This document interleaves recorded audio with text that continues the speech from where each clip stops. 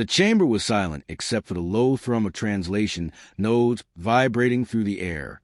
A halo of pale light hung over the table, where 12 beings of impossible variety sat in quiet judgment. Some were crystalline, refracting their thoughts into colors. Others pulsed with slow bioluminescence, a cadence of authority older than Earth's continents. At the center floated the moderator, a willowy silhouette of plasma, its voice carried by an artificial breeze that translated into every tongue at once. It announced a conclusion with calm certainty. Humanity was promising but fragile. Exposure to the full turbulence of interstellar affairs, it said, would crush their developing civilization. Therefore, Earth would be placed under the Council's sheltering mantle, its people guided and shielded until they proved mature enough for freedom among the stars. No one spoke at first. On the edge of the assembly, Envoy Talsari flicked the tip of a translucent frill, uneasy. She had been among the first to study the transmissions leaking from Earth. The music, the languages, the strange duality of tenderness and violence woven into human culture. She sensed that the decree, so tidy on a datapad, would not sit well with the species it sought to protect. Yet the vote was unanimous. To the Council, humanity was a young forest in a storm, worth preserving, but too brittle to stand on its own. Protective protocols were approved, restricted technology exchange, controlled observation, and moratorium on human ventures beyond their home system. On a blue and white planet a few dozen light-years away, none of this was yet known. Earth's skies remained busy with planes, satellites, and the quiet ambitions of private launch companies. People argued politics, chased profits, built families. They looked outward through telescopes and wondered if anyone might be looking back. That answer arrived sooner than they expected. The first ship slipped into orbit with such precision that no national radar caught it before dawn. Only a weather satellite glimpsed a faint distortion against the stars. By the time ground stations traced its trajectory, the craft had already stabilized above the Pacific, a smooth ellipsoid the color of deep water. Messages poured through every frequency, measured greetings in mathematically pure tones, layered with translations of known human languages harvested from open broadcasts. Governments scrambled. Fighter jets streaked through morning haze. Navies redeployed. Intelligence agencies dissected each syllable of the signal. And then the vessel unfolded a petal-like ramp, revealing nothing inside but a soft shimmer, an invitation encoded in light. Within hours, a delegation formed, scientists, linguists, cautious soldiers. They boarded from a Pacific airfield and vanished into craft's radiance. The world held its breath as feeds from their suit cameras blinked online. They showed a hall of smooth metal, walls alive with shifting diagrams, chemical tables, stellar maps, sketches of DNA rendered in neat spirals. A voice spoke directly to their implants, gentle and neutral, representatives of Earth. Be at ease. We greet you on behalf of the Galactic Council. Even through static, the room watching on Earth felt a tremor of history. Humanity was not alone. The universe had neighbors, and they were reaching out with courtesy rather than conquest. For a moment, the planet shared a fragile unity, suspended between awe and fear. But behind the hospitality lay an assessment already signed and sealed. The visitors explained that Earth had been cataloged during long-range surveys. Human development impressed them. Rapid tool-making, an appetite for exploration, empathy paired with astonishing aggression. They had debated for decades whether to reveal themselves, finally concluding that secrecy risked more danger than guidance. Guidance, however, came with limits. The Council wished to save Earth from the fate of other species that had destroyed themselves once given access to hyperdrives or quantum weaponry. Protection, the voice repeated, as though the word alone solved every concern. Humanity would remain under observation, free to thrive within its cradle, but forbidden to leap beyond until achieve what the Council called planetary coherence. Some delegates exchanged uneasy looks. They had prepared for diplomacy, maybe even trade, but not for a paternal verdict on their species' maturity. Yet the aliens' courtesy was disarming, their reasoning couched in careful statistics about civil wars, ecological crises, nuclear stockpiles. It sounded almost parental. We've seen children burn their hands before. Let us save you from yourselves. The broadcast of Earth concluded with an image of the planet cradled in a lattice of soft light, signifying the Council's guardianship. As the transmission ended, billions of people stare at screens or huddled around radios, grapple with the same question. Had they just been welcomed to the stars, or quietly fenced inside them? Night fell over continents, while debates raged in command bunkers and living rooms. Some rejoiced, convinced benevolent mentors had come to guide humanity to peace. Others bristled at the implication that their destiny required supervision. A few whispered about hidden motives, resources, territory, perhaps even fear of competition. In the quiet hours, alone in a hotel room overlooking the Pacific, one of the human delegates replayed the encounter again and again. Something about the calm assurance in the alien voice felt less like safety and more like a lock sliding shut. Far above, the Council ship drifted in perfect geosynchronous orbit, its hull reflecting moonlight across the ocean. Inside, observers compiled first impressions of the species they meant to shepherd. Most saw data points. Talsari saw sparks, potential volatile enough to either illuminate or consume the galaxy. She wondered if the Council had truly measured what slept beneath Earth's calm blue surface. Beneath the polite language of the Council's announcements, a quieter current began to move through Earth cities. The edicts that followed first contact were exacting.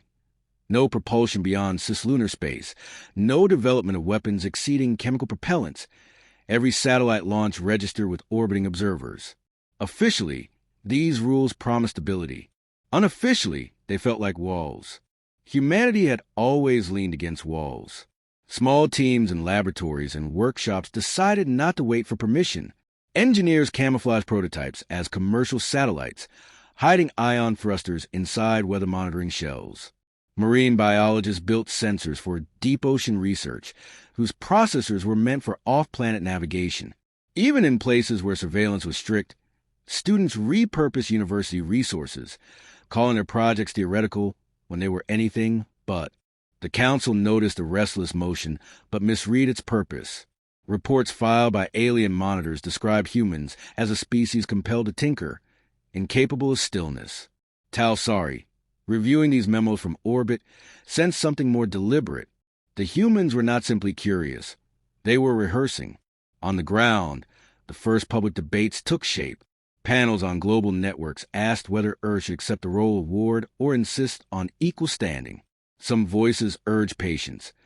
Let the aliens keep us safe while we solve our own divisions. Others pointed to history. No people had flourished by surrendering the frontier. The arguments sharpened into movements. Open Sky lobbied for gradual independence. Hands Off Earth called the Council an occupying force in polite clothes. Diplomatic sessions tried to steady the mood. Delegates met Council envoys in sterile chambers, discussing timelines for readiness. The aliens framed their oversight as mentorship, citing case studies of worlds that collapsed after racing into faster-than-light travel. Yet every reassurance carried the faint condescension of a parent correcting a child. Human negotiators began refining their smiles, polishing speeches that agreed in principle while leaving space for loopholes. The loopholes were filled by people who understood risk as an investment.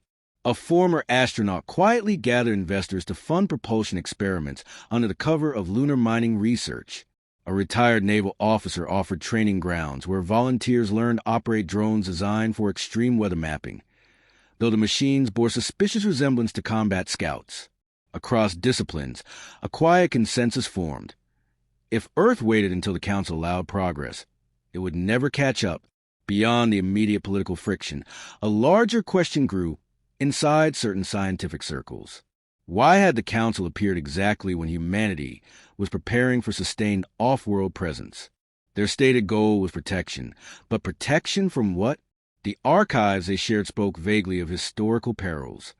Nothing about current dangers. The mystery nagged at astrophysicists who tracked unusual signals at the galaxy's edge, erratic bursts of radiation, clusters of derelict stations near uncharted systems. They suspected these clues belonged to a story the Council was not telling. Talsari carried similar doubts. From the observation deck of her vessel, she studied Earth's night side, lights clustering on continents, tiny signatures of ships on their oceans. She admired the stubborn energy below, an insistence on living loudly despite limitations. Her colleagues found the behavior reckless. She recorded a private note, Containment will not hold. They seek purpose too fiercely. We should consider engagement rather than restraint before necessity arrives from beyond. The necessity announced itself sooner than expected. A freighter belonging to a trading species vanished near the outer markers of Council space. Its last beacon contained a clipped warning about a predatory signal. Search drones recovered only shredded hull fragments drifting through vacuum, surfaces scored by weapons unfamiliar to any registry. Official bulletins softened the story, calling it an accident with hazardous debris. But messages leaked through unofficial channels, and human analysts examined them with unease. While Council representatives tried to calm speculation, fragments of the freighter were quietly brought into low orbit for study. Among the reviewing teams were human engineers seconded to interspecies projects. They noticed patterns others missed. Precision strikes aimed at life support arrays, not cargo. Whatever had attacked understood anatomy, not just metal. Rumors spread through hidden forums frequented by scientists, explorers, and military planners. They debated possibilities, renegade pirates, experimental drones, and intelligence older than the Council. No consensus formed, only a growing conviction that someone needed to prepare for more than passive protection. In a warehouse along an old coastal shipyard, the former astronaut gathered her group. Around a battered table, they reviewed encrypted images of the freighter's remains. She spoke quietly but with the cadence of a launch countdown. If another incident occurred, Earth must not stand as an unarmed spectator waiting for permission to act. Their covert program would accelerate. They would develop craft capable of stealth beyond lunar range, sensor grids to read space for hostile signatures, and a network for instant coordination beyond the Council surveillance horizon. Outside, rain swept across the docks, drumming on rooftops where new antennas hid beneath camouflage tarps. Inside, the volunteers felt a calm clarity settle among them. The coming challenge was still a silhouette against starlight, but they intended to meet it with tools of their own making. Even if the Council never granted approval, the moment came quietly, without speeches or banners. Signals from deep space relays confirmed that the unknown raiders had crossed the perimeter again, their vector angled toward a lightly defended colony. The Council convened in urgency, but their response was still a discussion when the first human craft slid out from behind the moon. It moved with a confidence that should have been impossible under the restrictions written into Earth's accords. Its hull was black against the stars, geometry paired to function, engines running on drives the Council had never authorized. On encrypted bands, a simple message pulsed, "We will intercept." There was no petition for clearance, no request for guidance. Humanity had decided. Inside the Council chamber, voices layered in shock and outrage. Some demanded that enforcement drones disable the human vessel. Others hesitated, noting that no law could be enforced fast enough to stop what was already underway. Talsari kept her gaze fixed on the tactical display, watching the small blue icon diverge in the convoy of Council ships. She felt a flicker of admiration. Earth had prepared in silence, wagering everything on the moment when action mattered more than permission.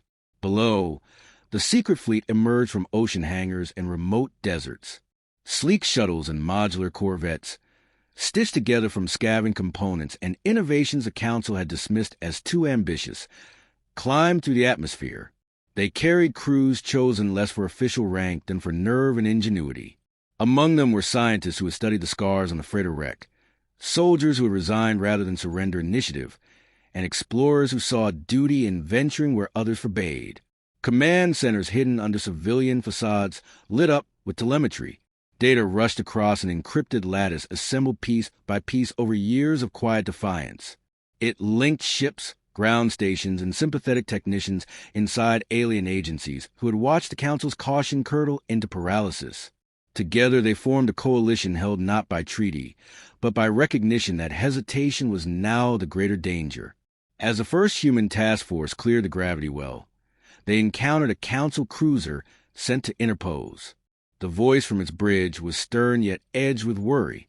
The humans replied without hostility, transmitting evidence gathered from the freighter debris and later incidents, trajectories, impact signatures, power traces consistent with adaptive weaponry. They pointed to a chain of events that, if left unanswered, would reach core worlds. The cruiser's commander, faced with proof and the unshakable tone of those prepared to stand alone, allowed them passage. Beyond the orbit of Mars, sensor rays stitched a picture of the approaching threat. Vessels of alien design, jagged, asymmetrical, built for predation, advanced in dispersed formations. Their transmissions were a snarl of compressed bursts, unreadable but pulsing with intent. Council fleets scrambled, still arranging hierarchies of response. But the human ships pressed forward, forming a screen between the invaders and the nearest settlements. Briefings aboard the lead corvette were terse. Pilots memorized firing solutions derived from months of clandestine simulation. Engineers tuned shields improvised from hybridized technology. Strategists refined a plan that relied less on mass than on agility, exploiting every quirk of human reflex and intuition. They knew their margin was thin. Survival depended on turning unpredictability into an asset. Talsari requested assignment to the Allied flotilla. She understood the Council's reluctance. Yet she had watched humanity from the beginning and believed their reckless resolve might hold the key to saving more than themselves.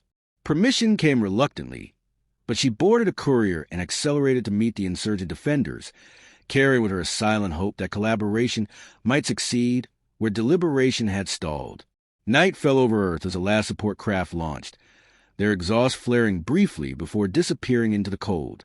Families gathered around screens following encrypted feeds leaked by sympathizers.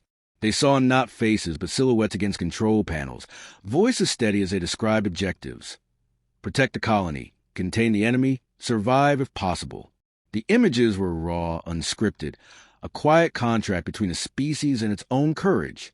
By the time Council High Command ratified an official counteroffensive, the humans were already vectoring toward the interception point, joined by a handful of alien captains unwilling to watch potential allies perish alone.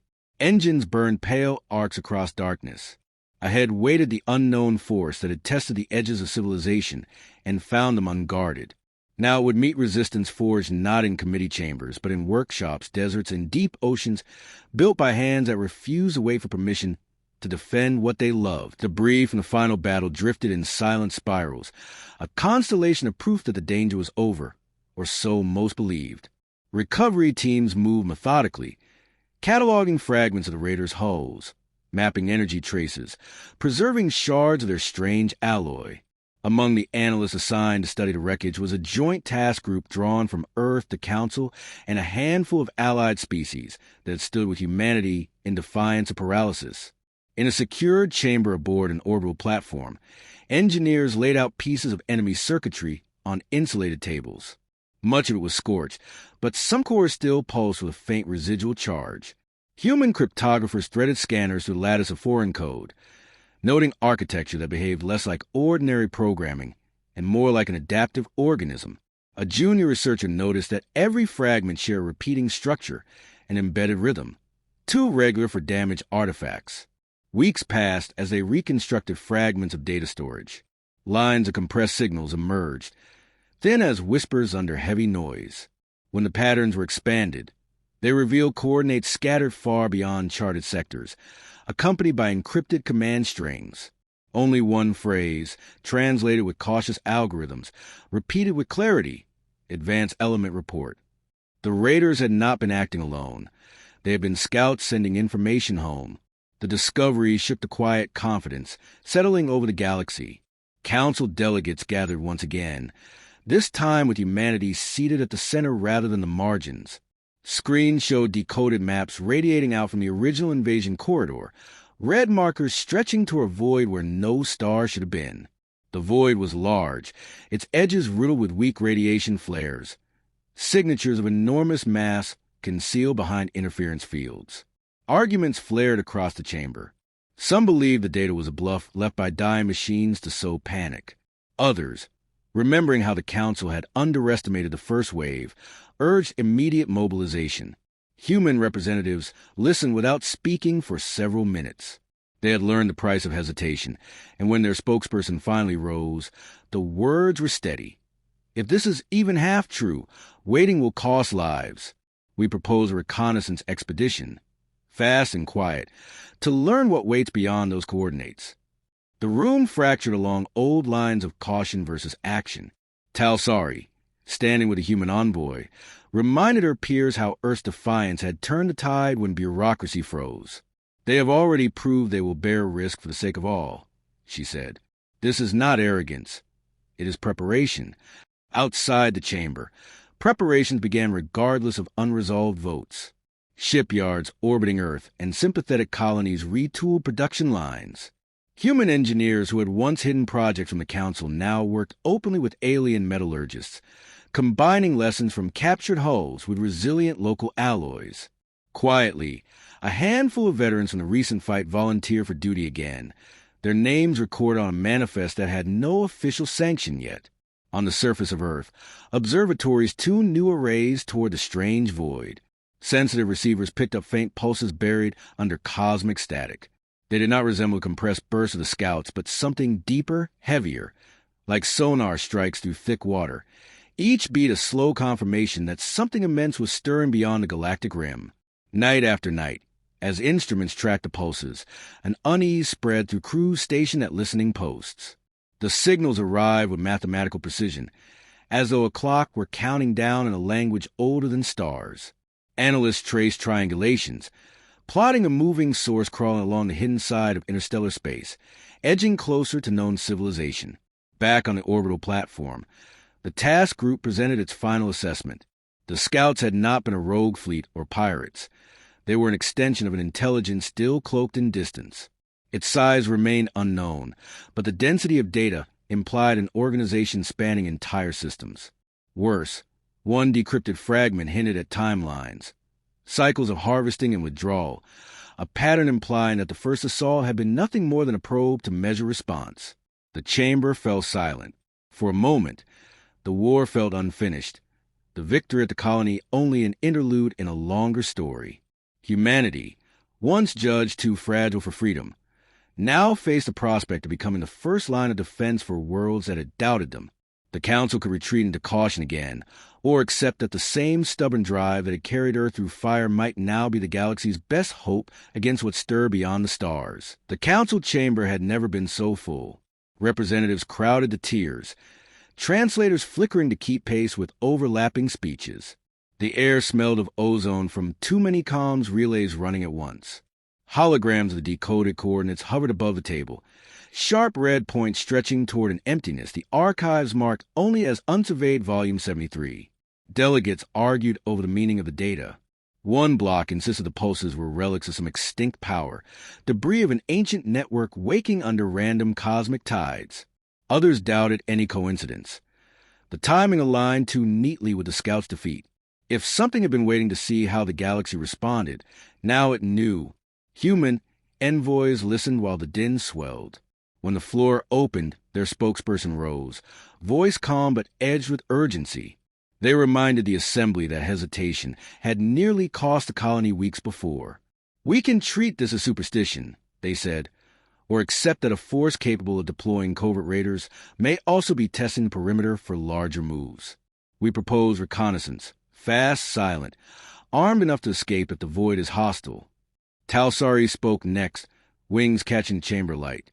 She supported the proposal, noting that humanity's refusal to remain passive had saved thousands. "Their caution is active, not reckless," she said. "If we allow the unknown to dictate pace, we surrender the initiative." The room divided along predictable lines. Conservative factions warning of provocation, pragmatists urging swift intelligence gathering. Some feared that authorizing a mission led by humans would undermine Council authority. Yet others, weary by the bureaucracy that had almost left the colony undefended, saw logic in letting the species most willing to act spearhead inquiry. A recess was called. In side halls and private comms, negotiations uncoiled like knots. Human strategists shared preliminary design for long-range probes and a compact cruiser class built from lessons of the battle. Technical officers from allied species examined the schematics with surprise. The machines were lean, modular, and reparable by crews rather than shipyards. Efficiency born of scarcity impressed even skeptics. By evening, a fragile agreement emerged. A reconnaissance task force was assembled under joint banner, drawing ships and personnel from multiple worlds, but operating on a plan drafted by Earth's team. Their craft would incorporate stealth plating stripped from captured raider wreckage, sensors tuned to the low-frequency pulses echoing from a void, and engines balanced for both speed and economy. An expedition designed to see first, strike only if forced. Funding was another battle. Council treasuries hesitated to bankroll a venture into uncharted darkness. Humans countered by pledging resources outright. Private yards, university labs, even family-owned cargo lines offering hulls and pilots. That willingness tilted votes. If Earth, once branded too fragile, would stake its own fortune, the rest could hardly retreat behind caution. When the final motion passed, an odd quiet settled over the chamber. Everyone understood the step they had taken. They were sending envoys toward a shadow that might hide fleets or ruins, or nothing at all. But the cost of ignorance felt heavier than the risk of knowledge. Outside, the first framework of the mission began to solidify. Messages raced to shipyards, calling for hulls cleared from dry dock. Researchers compiled every scrap of language gleaned from the raider corps, hoping to craft translation seeds before contact. Veterans of the recent fighting sifted through applications, selecting crews who had proved calm under pressure. On Earth, news bulletins offered only vague headlines. Exploration initiative approved. Yet in hangars and laboratories, the reality was sharper. Mechanics stripped engines to redesign for deep-range reliability. Programmers rewrote guidance software so it could adapt without constant network support. Medics stocked kits for wounds no textbook had cataloged. Each task was small, but together they formed a rhythm, the beat of a civilization refusing to meet the unknown with folded hands. As midnight passed over the Pacific, Talsari stood with the human envoy on a balcony overlooking the planet's clouds. Below them, launch pads glimmered faintly, haloed in floodlights where workers prepared scaffolds for ships still half imagined. "You drive yourselves harder than any race I know," she murmured. The envoy answered with a faint smile, "Because the alternative is waiting for permission to hope." Behind them, the council chamber lights dimmed. Somewhere beyond mapped stars, a patient adversary moved unseen, reading signals from its fallen scouts. The race between discovery and invasion had begun, and the line between caution and paralysis grew thin. Humanity, newly trusted a lead, felt the weight of that line settle across its shoulders like armor.